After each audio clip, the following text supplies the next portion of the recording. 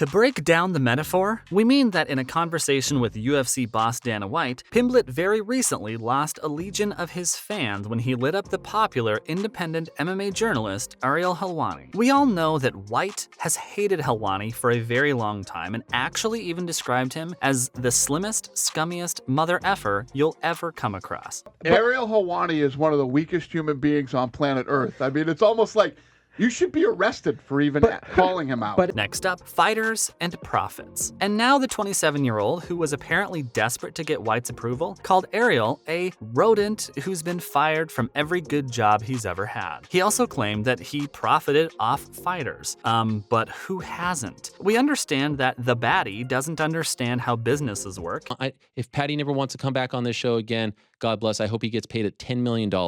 But if he doesn't know what's what, shouldn't he just focus on what he knows and not get into nonsense controversies? You'd think that's what any sensible person would do. But how else would he get White's approval, which he so badly wants? He's gotten that now at least, but it's not the best thing when you lose your fans. We'd like to say to him that White's just one person, and he isn't all that big a deal that people make him out to be. But you are what you're thanks to your fans. And this is the sort of stupidity you get from athletes who don't get the link between exposure and sponsor dollars. If Ariel doesn't profit from the fighters, then someone else will in his position. That's kind of literally his JD. Just like Paddy's is to fight inside a ring, sir. But of course, you wouldn't think Helwani was gonna shut up about any of this for even a second, because he comprehensively destroyed him on his YouTube show, which has more than 500,000 views already. He did all that and saved his harshest tones for White. He listed the 53-year-old's list of failures in a piece to camera ending with Dana's dreadful venture into the surf with The Ultimate Surfer, which was canceled after one lackluster season. Speaking of the lackluster show, it was considered to be the least watched original series on ABC's summer 2021 schedule. That's pretty funny, we're not gonna lie. But it got even funnier when he taunted, "How's that surf career going? The Surf League show, all that stuff? Ha, good times, huh? People beefing, virtually smashing flower pots on each other's heads." But there's more where that came from, because the response on the YouTube channel was an hour long. He went out guns blazing and didn't look back until he demolished everyone. He provided evidence and receipts trying to show the lies that Pimblett had told about him on the podcast. And while the Canadian's response was empathetic and was praised widely, of course, it didn't end there. The Englishman continued to make the same accusations before referring to the saga during his post-fight interview at UFC 282. With that, the Canadian once again took the time to respond and took to disapprove Pimblett's remarks during the latest episode of the MMA Hour, where he insisted that he won't let the bullies in. In case you're wondering who the bullies are, it's the two men who criticized and passed mean comments on a certain someone in their podcast. I hate all these journalists, especially the ones what earn off us, know what I mean? Like Ariel Helwani in particular. He said that in the spirit of not letting the bullies win, not letting any of the lies win, and letting the truth overcome the absurdity, he feels there are a few things that he needs to address. More on this, lies, and some more lies. He went on to say that Paddy did a couple of other interviews where he basically repeated the same things he was saying. But what he didn't like was how he was now doubling and tripling down on the lies he told. He just continues to lie. He just continued to double and triple down on what he'd said, which he'd already proved well that it wasn't the truth. But who's gonna stop the eye candy of MMA? Ariel will. Well, at least that's what he's striving for, because he's looking to expose the lies again. As with his first response, Helwani played audio clips of the lies and remarks, starting with those made during a pre-UFC 282 interview with CBS Sports' Shaquille Majori.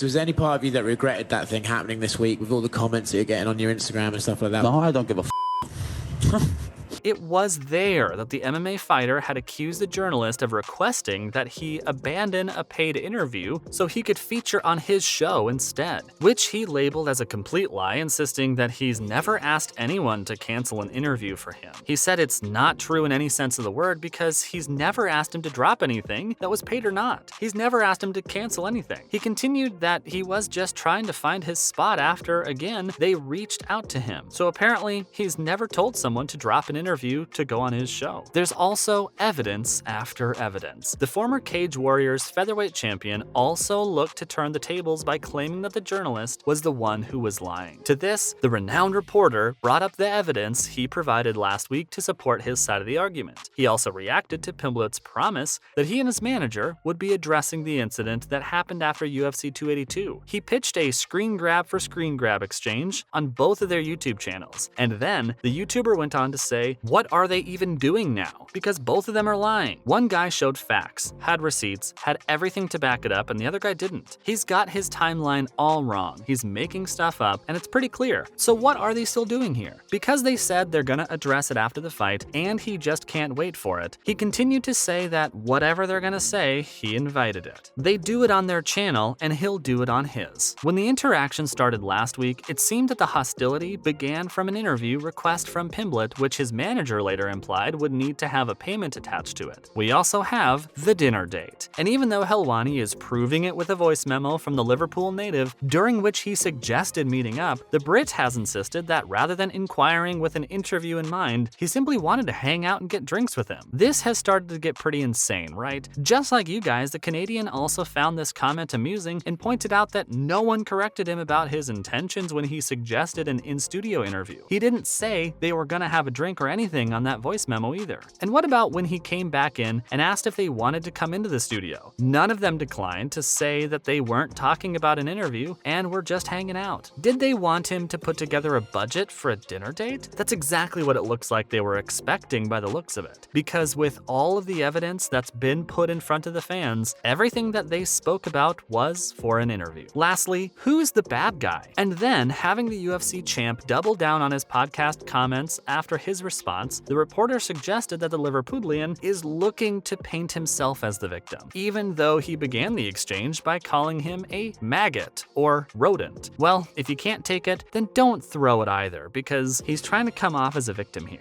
Even though they brought it up, they started it, and they're the ones that talked about private conversations. The 40-year-old said that he was the victim here because he was the one stabbed in the back. He's not the bad guy because he's never said anything bad about the MMA fighter publicly. This whole thing of him trying to make himself out to be the victim is a little bit sad and disappointing. We're not saying that the Syrian-American reporter who believes that, he's also asking to just let it die, because how much more can he show? How much more can he prove? Helwani also finished with a parting shot, which the former Cage Warriors champion used to suggest that the journalist had no right to discuss UFC athletes being underpaid when he wasn't paying athletes who go on his show. In his response, he showed a level of irony, asking how Pimblett can preach against the UK's Conservative Party and then defend Dana White, who, if he were British, would be a total Tory. That's it from our side for today. If you enjoyed this video, please give it a thumbs up. And if you have any questions or thoughts about Pimblett calling Helwani a rodent, let us know in the comments below. See you in the next one.